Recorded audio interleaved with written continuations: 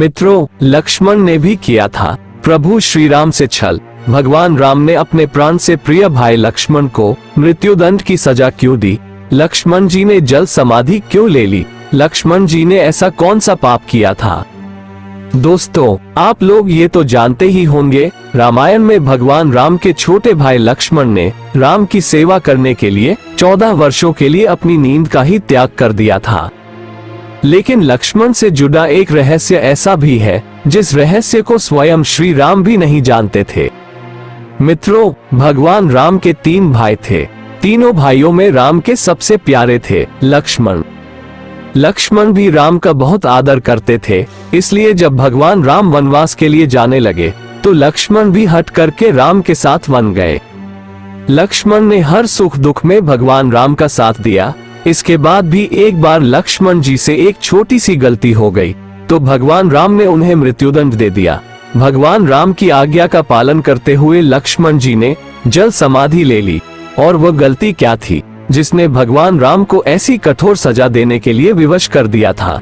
चलिए इसकी वास्तविक कहानी को जानते हैं, तो बने रहिए इस वीडियो को अंत तक। और दोस्तों, अगर आपको ये कहानी अच्छी लग रही है तो कृपया इस वीडियो को लाइक करके हमारे चैनल को सब्सक्राइब कर दीजिए।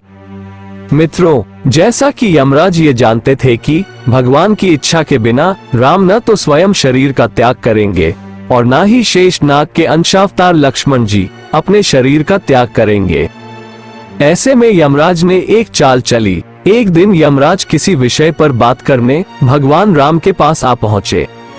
भगवान राम ने जब यमराज से आने का कारण पूछा तो यमराज ने कहा कि आपसे कुछ जरूरी बातें करनी है। भगवान राम यमराज को अपने कक्ष में ले गए। यमराज ने कहा कि मैं चाहता हूं कि जब तक मेरी और आपकी बात हो उस बीच कोई इस कक्ष में नहीं आए। यमराज ने अपनी बात को आगे बढ़ाते हुए कहा कि अगर कोई बीच में आ जाता है तो आप उसे मृत्युदंड देंगे, ऐसा आपको वचन देना होगा। भगवान राम ने यमराज की बात मान ली, इसलिए उन्होंने लक्ष्मण जी को पहरे पर बैठा दिया। यमराज और राम जी की बात जब चल रही थी उसी समय दुर्वासा ऋषि अयोध्या पहुंच गए और राम जी से तुरंत मिलने की इच्छा जताए। लक्ष्मण जी ने कहा कि भगवान राम अभी यमराज के साथ विशेष चर्चा कर रहे हैं। भगवान की आज्ञा है कि जब तक उनकी बात समाप्त नहीं हो जाए कोई उनके कक्ष में नहीं आए, इसलिए आपसे अनुरोध है कि आप कुछ समय प्रतीक्षा करें। ऋषि दुर्वासा लक्ष्मण जी की बातों से क्रोधित हो गए और कहा कि अभी जाकर राम से कहो कि मैं उनसे मिलना चाहता हूँ, अन्यथा मैं पूरी अयोध्या को नष्ट होने का श्राप दे दूंगा। इसलिए अपने प्राणों का मुंह छोड़कर लक्ष्मण जी भगवान राम के कक्ष में चले गए। भगवान राम लक्ष्मण को सामने देखकर हैरान और परेशान हो गए। भगवान राम ने लक्ष्मण से पूछा, ये जानते हुए भी कि इस समय कक्ष में प्रवेश करने वाले को मृत्युदंड दिया जाएगा, तुम मेरे कक्ष में क्यों चले आए? लक्ष्मण जी ने कहा कि दुर्वासा ऋषि आपसे अब भी मिलना चाहते हैं और उनके हठ के कारण मुझे अभी कक्ष में आना पड़ा है। राम जी यमराज से अपनी बात पूरी करके जल्दी से ऋषि दुर्वासा से मिलने पहुंचे। यमराज अपनी चाल में सफल हो चुके थे। राम जी से यमराज ने कहा कि आप अपने वचन के अनुसार लक्ष्मण को मृत्युदंड दीजिए। भगवान राम अपने वचन से मजबूर थे। राम जी सोच में थे कि अपने प्राणों से प्रिय भाई को कैसे मृत्युदंड दिया जाए।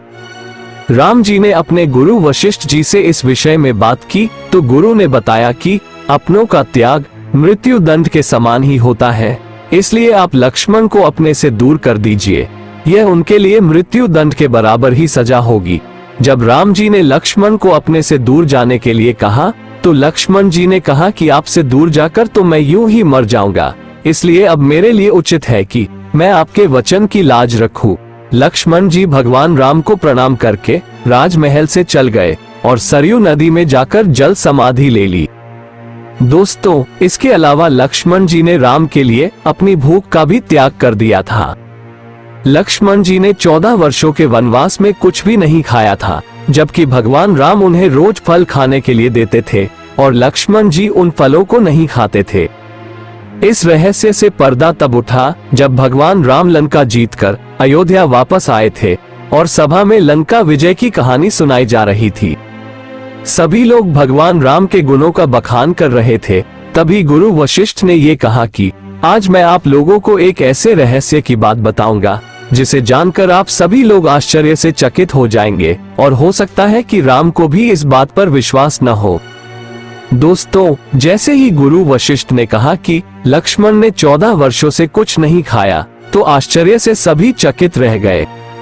और इस बात को सुनकर भगवान राम ने कहा कि गुरुवर, मैं लक्ष्मण को रोज फल खाने को देता था और जब मैं इधर उधर देखता था तो फल कहीं भी पड़े नहीं दिखाई देते थे, तो मैं इस बात को सच कैसे मान लूं कि लक्ष्मण ने 14 वर्षों तक कुछ नहीं खाया। इसे लेकर मेरे मन में एक शंका है। तभी गुरु वशिष्ठ ने कहा, इस शंका का समाधान लक्ष्मण ही कर सकते हैं। तभी गुरु की बात सुनकर लक्ष्मण बोले, भैया, आप जो भी मुझे खाने के लिए खाना देते थे, मैं उस खाने को अपनी शक्ति के द्वारा सीधा अयोध्या भेज देता था। इस बात को सुनकर भगवान राम बोले, तो क्या वो खाना आज भी यहाँ मौजूद है? इस बात को सुनकर लक्ष्मण जी बोले, आप मेरे साथ चलिए, मैं वहाँ आपको लेकर चलता हूँ, जहाँ मैंने 14 वर्षों से ये खाना इकट्ठा करके रखा है। जब श्री राम उस जगह पहुँचे जहाँ लक्ष्मण ने खाना रखा था, तो उसे देखकर भगवान राम एकदम से आश्चर्यचकित हो गए। वहाँ खाने का ढेर लगा हुआ था और उन्होंने जब उनकी गिनती की तो 14 साल के हिसाब से उसमें 4 दोने कम निकले। भगवान राम ने लक्ष्मण से कहा कि भाई, 4 दोने कहाँ गए? क्या 4 दिनों का खाना आपने खाया है? तो लक्ष्मण ने जवाब दिया कि भैया, आप मुझसे जो 4 दिनों के खाने के बारे में प्रश्न मुझसे पूछ रहे हैं, वो मैं आपको बताता हूँ। जब हम लोगों ने वन के लिए प्रस्थान किया था तो उसी दिन आपने कुछ नहीं खाया और न ही उस दिन मुझे कुछ खाने को दिया।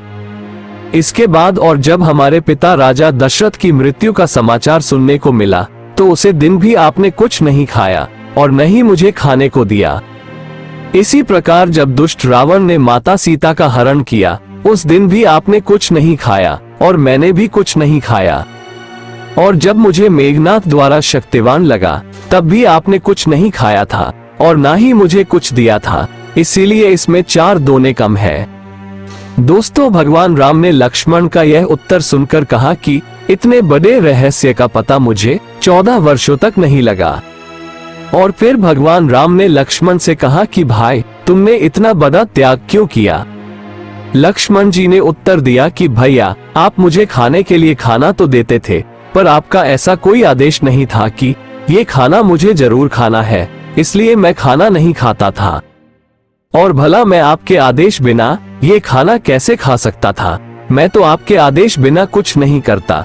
और भैया, आप ये तो जानते ही हैं कि मेघनाथ को सिर्फ वही मार सकता था जिसने 14 वर्षों तक कुछ भी नहीं खाया हो और न ही किसी स्त्री का चेहरा देखा हो। इसलिए मैंने वहाँ सीता माता के सिर्फ चरण ही देखे थे और मैं इसी त्याग के कारण मायावी मेघनाथ को युद्ध में मार पाया था। इस तरह राम और लक्ष्मण दोनों ने अपने अपने वचनों और कर्तव्य का पालन किया। इसलिए कहते हैं, रघुकुल रीति सदा चली आए, प्राण जाए पर वचन न जाए। मित्रों, आज के वीडियो में बस इतना ही। वीडियो अच्छी लगी तो लाइक करें और चैनल ज्ञानगंगा हिंदी को सब्सक्राइब जरूर करें। वीडियो को अंत तक देखने के लिए आपका बहुत बहुत धन्यवाद। जय श्री राम।